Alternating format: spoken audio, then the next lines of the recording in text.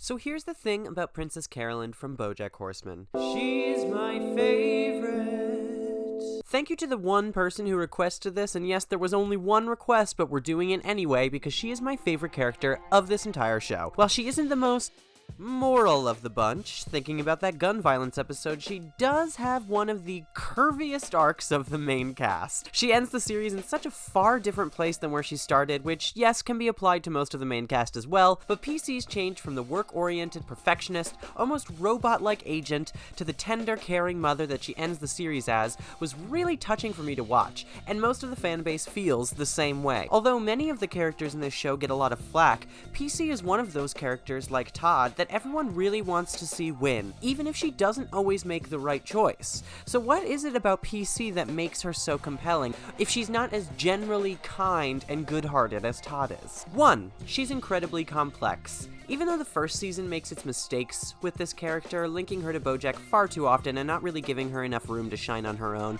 they do give her just enough for you to see the immense potential in this character, and the writing does help you understand who she is and what she wants out of her life. For example, in Say Anything, and I'm including the Bojack Horseman show, just for discussion's sake, even though that isn't season 1, where we get to see her side of the story, we get a lot of context for why she's so cruel and cold to those around her, especially Bojack. She's worked hard to become a female agent and has to work even harder to deal with the people around her, leaving her no time for her personal life. But when she does have time, anytime something starts to slip, she slowly retreats back into work to avoid it. Bojack getting her all excited for a date in the first season and then immediately losing interest hits her harder than she lets on, and the audience often notices. She picks herself up quickly, but that's only because she's never allowed herself to feel emotions so that she can always get the job done, which probably stems from her childhood. We learn a lot in the Amelia Earhart story about how much her mother leaned on her. She did her work, took care of her when all of her other siblings left, and struggled to really fully leave her in the end. Even if she was able to finally go to UCLA, it did take a lot of willpower, and her mother still begged her to stay, and she nearly caved. She feels the weight of responsibility very heavily, and she uses that as an excuse to avoid working on herself. I think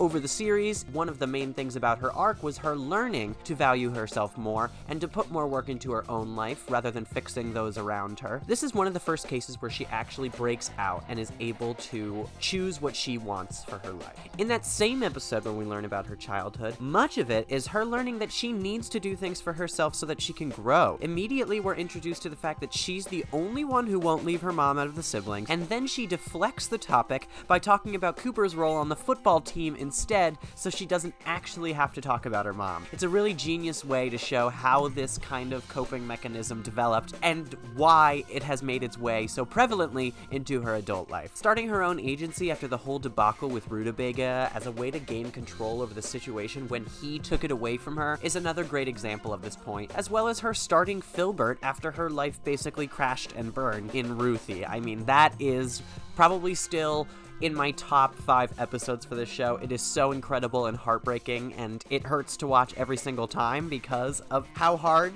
she crashes and burns. But she eventually does pick herself back up, but it is with work that she does it at first. All of that was to distract herself from the fact that her actual personal life isn't going well. Man, this project is it's my baby! Well, if you can't attach a real star, your baby's dead. No! And trying to understand a character that is so high energy and seemingly powerful has always felt like more of an interesting challenge, and they always feel like more complex characters when they have a layer of professionalism and a layer of authority over everything they say, and not letting anybody get into their emotions. It makes them that much harder to analyze, but also that much harder to write, so I really applaud the writers for getting her correct. And it's especially rewarding when these types of characters are willing to show the more vulnerable parts of themselves, which PC learns to do as the series goes on. Number 2, she's loyal and helpful. She is probably the most helpful character on the show. Yes, Todd helps out too, but I would say that she helps more than Todd because she actually gets results. No offense, Todd, but come on, zombie dentists. She sticks by Bojack longer than anyone else. Not only does her agency tell her to dump him in the first season, but she's also the very last one to leave him in the final season when his public image is completely flushed down the toilet. She always strategizes with him and tries to get his career back on track as much as she can. When he was considering firing her, she went back to the restaurant to help him get a good review anyway. She consistently got him jobs when he needed them, even after his big career fallout. Yes, it was just as an extra, but she tried her best. There was no offers. Plus, she joins him on his harebrained schemes, like the one in the shot, that give her absolutely no rewards whatsoever. Her allowing Todd to crash with her with virtually no strings attached for an indefinite amount of time is an act of kindness also that is not often spoken about, but immensely appreciated. She doesn't have a house, like Bojack does, mind you. She's got an apartment. A nice apartment, granted, but still, she allows Todd to stay with her without paying rent for a really long time. And even after he does pay rent, they cherish the time spent with each other, and they allow each other as much space as they need to figure things out. She was a great roommate to him, and she provided him a place when she really needed it, and even missed him when he moved out. And listen, she's not always helping others out of selflessness. She often does it to make herself feel better. She's basically directly said so in the show. But her helping other characters nonetheless raises our opinion of her, and is a big reason why it was so easy for me, and many others, to fall in love with her the first time I watched this show. A character that helps out all of the other main characters is going to get a lot of credit from the audience, for whatever reasons they do it for. Unless it's like completely evil. But that's not what this is. It's more her deflecting, which is, you know, more just quietly self-destructive, so we'll go with it. The third reason why everyone loves Princess Carolyn is because she works so hard to be happy. Watching her try over and over again is inspiring, especially with how hard she gets hit over the series. From the start with her dates with Bojack, it's obvious she's looking for more than career accomplishments, but they always just miss her, and it's usually not entirely her fault. She makes mistakes, sure, but she's unlike Bojack in that when things go wrong, it isn't due to the consequences of her own actions. Most of the time, I would say, with the exception of not recommending Laura for a promotion. Sometimes it's happenstance, sometimes it's coincidence, but we always feel bad because she never truly deserves it. And you know, as funny as the Vincent Adultman storyline gets, it's always so sad to watch develop because PC is genuinely trying to find happiness, and we know that there is no possible way she will find it with this actual child because she's not a pedophile. And then, with Ralph, seeing her meet a genuinely good guy and then lose him after a really awful day is heartbreaking. And we know that although maybe she instigated a relationship-ending fight, she's only feeling that way because she's been hurt so badly, and the audience can understand that because of how the show portrays it to you. And the audience will join in that feeling that she doesn't deserve it. Losing a baby is a pain that is hard to convey, and as much as they joke around about it in the scene, it kind of makes it even darker. It's a very hard scene to watch, even though this isn't live action. Watching PC's face drop from the excitement to the absolute devastation is heartbreaking. It's deep.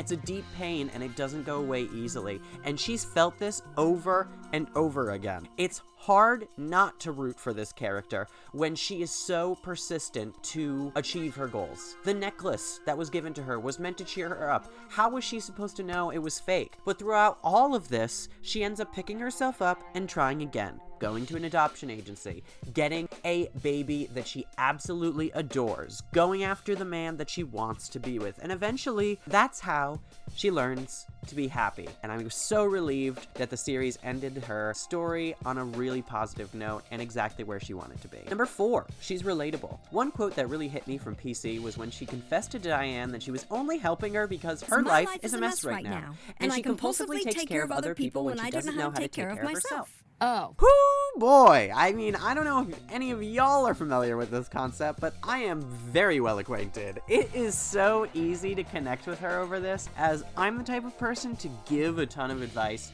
to my friends, and then not take any of that advice for myself. But that isn't the only point that you might connect with her on, even if you don't see that in yourself. She dives headfirst into work to avoid personal troubles. She feels overly responsible for those around her. Sometimes her desire to succeed takes over her desire to do good. And although she does break through at the end, it does take a few tries.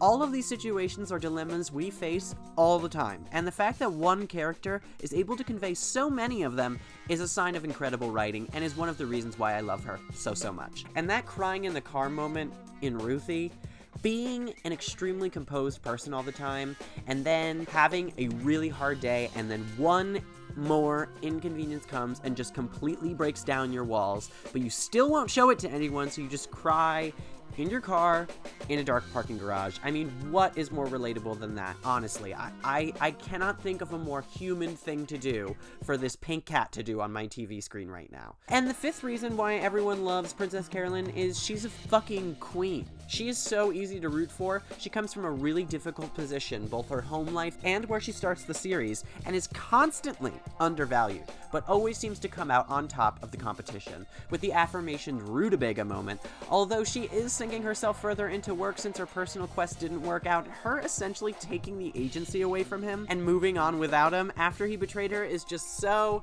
mwah. I loved it so much. Watching his face as she walked out of the elevator and that hard rock music plays in the background is such a badass moment, and she's got many of these over the series, as well as heartfelt emotional moments, so that duality is really awesome to see. And she always takes control of her life in an industry dominated by men, so it's always refreshing to see her take charge as a woman and show how strong she really is. I also, just side note, really liked the ending of her relationship with Vanessa Gecko, showing the solidarity and respect to each other for taking on this really impossible work-life balance. It gives us more respect for PC and Vanessa, but also gives us a lot of context for her relationship and how difficult it is in the show, and how much she has overcome and changed, realistically. And her happy ending after 6 seasons of struggle feels so earned. She's grown so much and come so far, and we've felt that she deserved what she got for such a long time. So it gives us immense joy to see that happy ending finally come to fruition for her,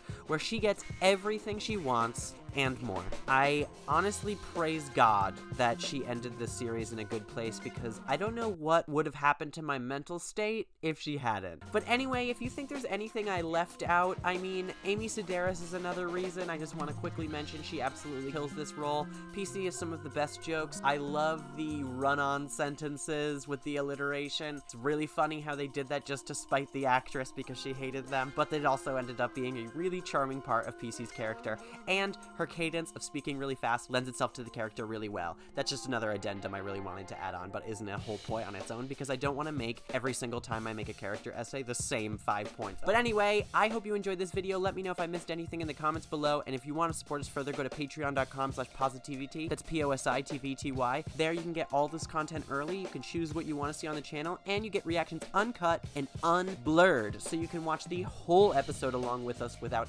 any interruptions. So it's a great way to get more content for yourself, but it's also a great way to support this channel and help it grow. We've been growing a little bit lately, and I'm really happy to see all you new people here, so please help us grow into something that we can all be proud of. But I appreciate all the support you guys have given us, really, it means a lot, so thank you so much for watching, and I will see you guys for the next video. Let me know what you'd like it to be.